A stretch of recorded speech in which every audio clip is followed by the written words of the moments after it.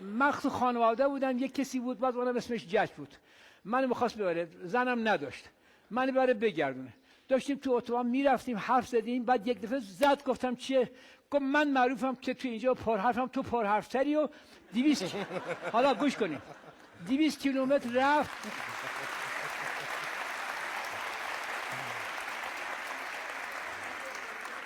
افتاد تو هایوی، گفت بعد 150 کیلومتر تا بتونم دور بزنم برگردم. برگشتیم آمدیم و یه جا بود گفت دوی پلای، گفتم چیه؟ گلف بود. من دعاتی که گلف دیدم چیه؟ گفتم چیه؟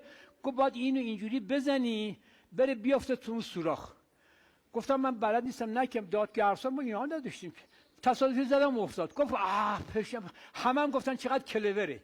گفت 2 مرتبه اینم نه، اون دفعه تصادفی بود نکردم. این بود من برداشت برد یه جا برای کارخونه. خب من برد توی کارخونه، شروع کرد یارو کارخونه از اون اول که شاسی و دونه من چیز کردم، به من اشاره میکرد، من فکر کردم میگه تعریف کن. خب من نمیدونستم اینجا تو ایران ما ماشین فورد معروف بود.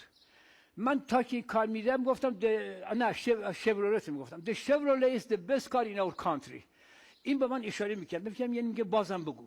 باز من هی میگفتم ولی بیچاره همینجوری برد از اینجا برد و تا ماشین بیاد. آخر که تمام شد کاریو کریزی. گفتم چیه؟ گفت داستان فورد، این کارخانه فورد بود.